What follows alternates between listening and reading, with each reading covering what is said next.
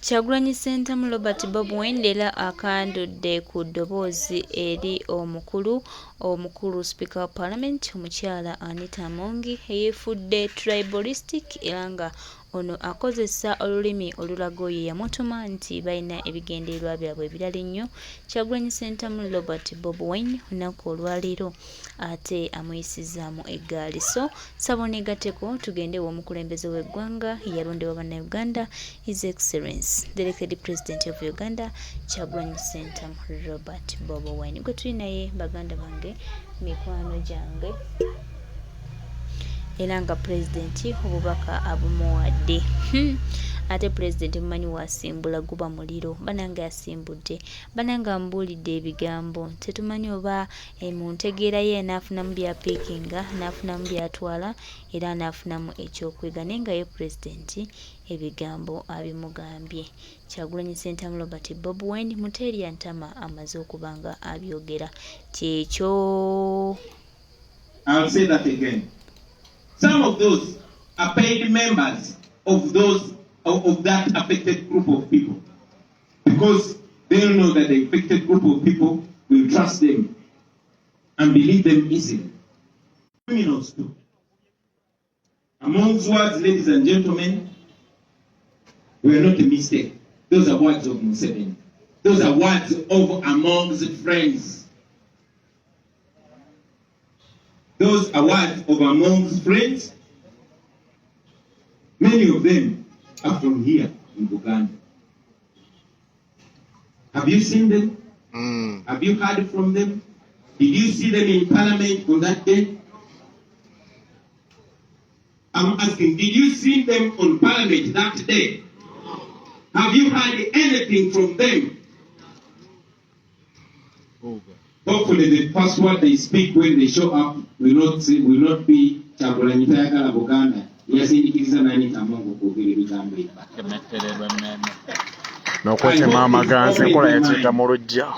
I hope this shows you that this regime attacks different groups differently.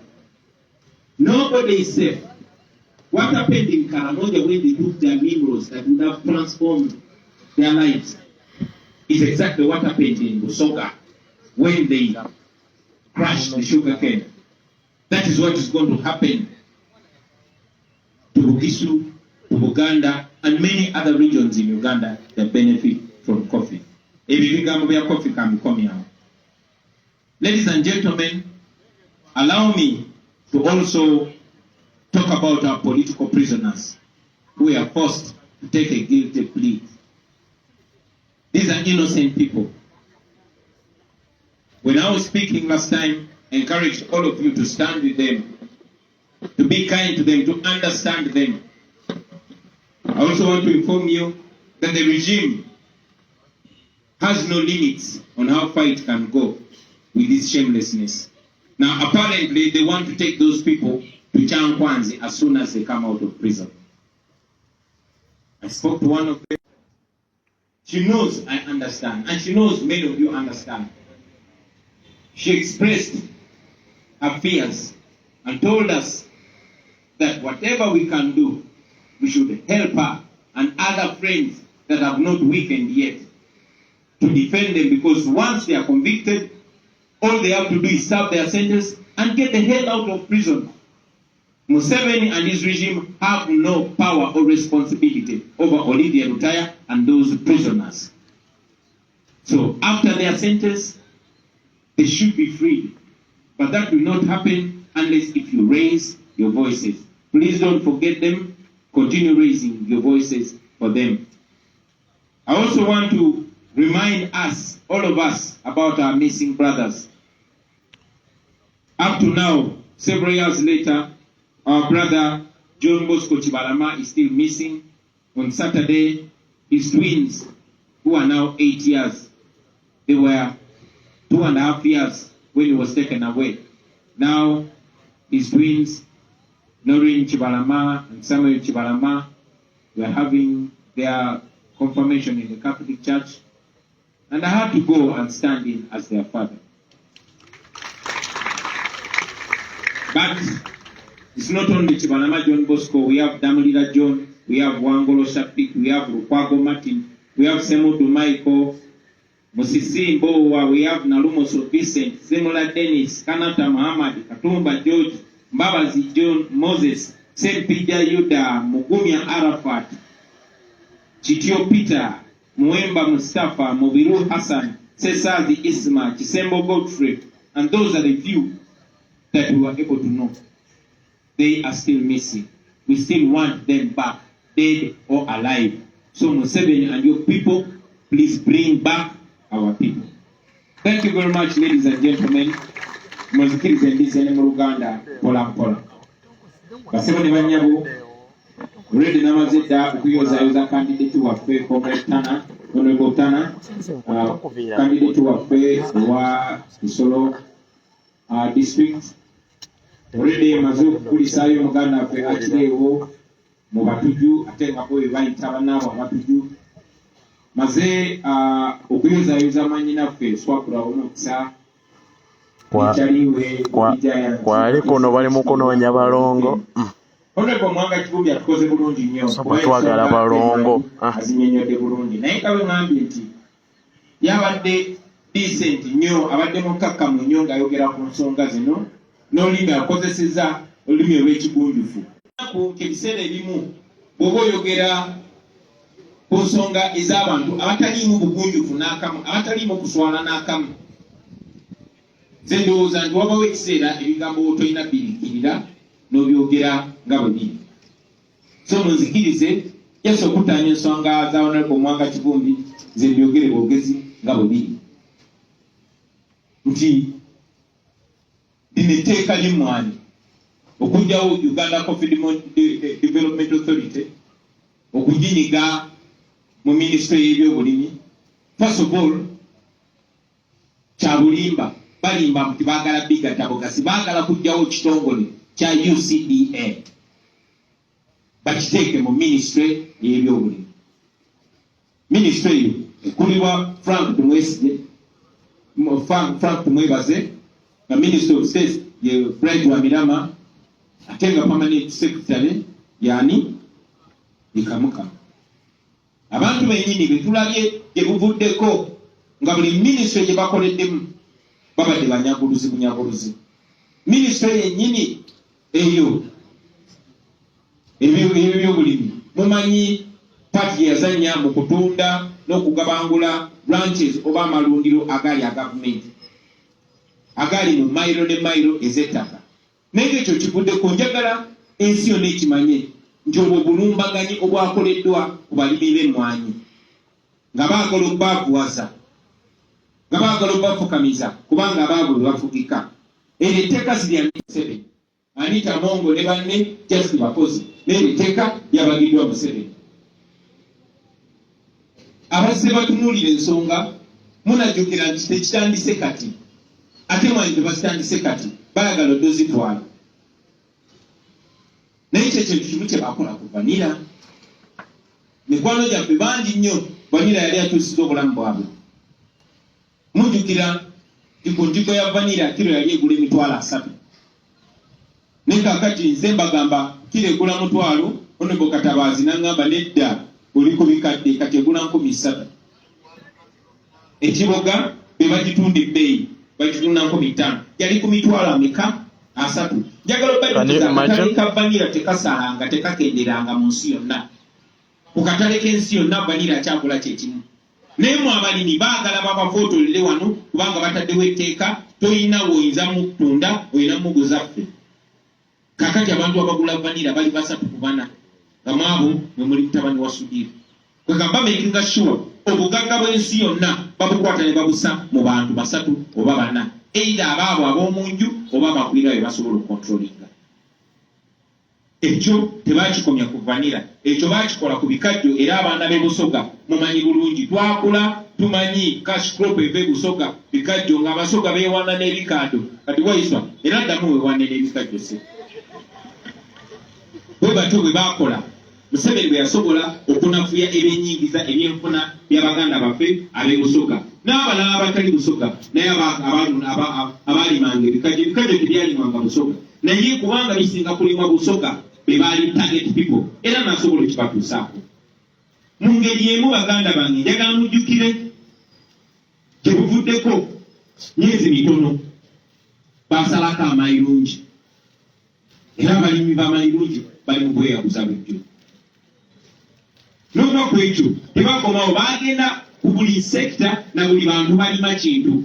Ab'omu West Nile be baali basinga okulima wano taba, ekyo nakyo ekiggwa bwe kityo. Abaana b'omwankole abaali bafulumya amata bamekinga sure nti amata ago gakontrolingibwa mukodomi wa Museveni yawasa muwala we. Tekyakomaawo, buli kyabugagga kya ggwanga si bya bulimi byokka byokka. Tunulira gold, kati gold wa famire ya Museveni yekkirizibwa yokka okusuubula gold okumufulumya eggwanga ate nga tesasula na musolo. Ebirombe bya gold mu Uganda byonna kati bya famire ya Museveni, kiba si kya Janet, kiba kya Salewe, kiba kya Sita Salewe. Muze mubiraba yonna yonna emubende erubaali newalala enkola gye bazze bakola. Ebyennyanja kati ennyanja zonna basalako, okuvubirako olina kubeera waabwe. Bwe batyo bagenze banyigiriza ebyenfuna by'abannansi, kakati saawa zino bali ku mwanyi. So njagala mukimanye nti eno evo tobona kaweefube ng'okufaanana ku kaweefube omulala abaddewo wakubakuwaza, kubakkakkanya, kubafukamiza, mubeere nga temulina kimugamba okujjako nga mufukamiridde Museveni oba abafamire ye. Of course aboogezi be bavuddeyo nga bagamba nedda twagala kukendeeza ku nfulumya, tetusobola kubeera ne ministry ebyobulimi ate nga tulina n'ekitongole ekikulakulanya emmwanyi ekya Uganda Coffee Development Authority. Naye kambabuuze, omuntu agamba nti ayagala kugatta bitongole bino okufulumya ssente kukendeere, ye muntu y'omu ayina baminisita 82 abamu tabamanyi na mannya. Mujjukira Mingi ayina baminisita bameka 18. Museveni ayina baminisita 82. Muyinza n'okeera ku makya ng'ayongeddeko omulala. Ayina ba RDC n'ateekako ne ba deputy RDC, kati ataddeko ne ba assistant deputy RDC. Abo bonna basasulwa ku ssente ya muwa musolo owa Uganda. Naye agamba teyagala kukola ki? Kukendeeza twejaajamya na nsaasaanya. Ensonga zinankuye mataziraba bilioni 2 buli lunaku. Bilioni 2 oyinza okugamba zibafumbisa baziteeka mu kyoto. Ye muntu y'omu abantu be babba trillioni 10 buli mwaka. Mutabani wanywa bilioni okusolozebwa mu musolo, so balinda nga zimaze okusolozebwa ne basooka ne batemako ezaabwe. Ye muntu y'omu agamba nti kati emmwanyi ayagala ginyiga mu ministry ey'ebyobulimi. Naye nga ministry nyingi bwe ziri, waliwo ministry y'ebyobulamu, ministry of health, naye under State House yateekawo budget number eringa ministry. Tulina Uganda Revenue Authority naye yataddewo Revenue Intelligence Unit mu State House n'agiwa budget naye eringa ya ministry. Tulina ekitongole kya IGG, Inspector General of Government, naye yateekawo State House Anti-Corruption Unit naye n'agiwa budget eringa ya ministry. Yagamba nti ayagala kugatta zi ministries. Tulina Ministry of Lands naye yateekawo State House Land Protection Unit n'agiwa budget naye eringa ya ministry. Naye agamba ekuke emmwanyi tusaasaanya ssente nyingi nnyo. So njagala mumanye nti bino byakubasibuwaza naye ng'ekigenderwa kubaabuwaza, agenza okulaba mu mmwanyi mugaggawala nnyo. N'agamba nazo kanzikwateko ate nga bumunakkiriza nazajja zitwala. Museveni tagenda kyalina kyagenda balekera. Mujjukira banga toneriize yali ayagala kutwala ttaka lyammwe lyonna, ng'ayagala kuyisa tteeka nti gavumenti, ate nga mumanyi Museveni ye gavumenti wano. Bw'aba yeegombye ettaka ajja buzi n'agamba nti ettaka gavumenti eryagala litwala, tujja kuwulira ssente meka gavumenti ejja okuwa. Abantu bamala kulemerako ekyo tekifa.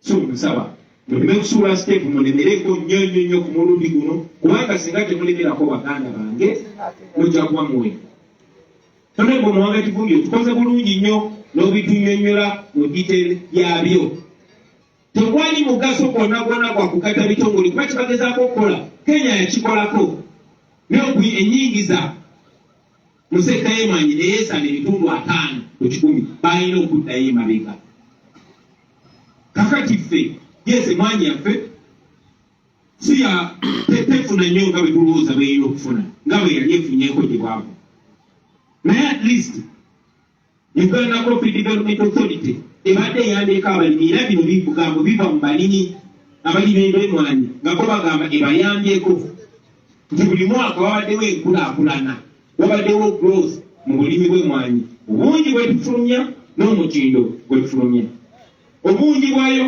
bweyongera ebitundu 3 ku buli 100 mu kufulumya emwanyi wano jukira UCDA ebadde ekola okumala emyaka kati 33 nga tewali complaint balimi gye balinako naye kakati bangali scrapingawo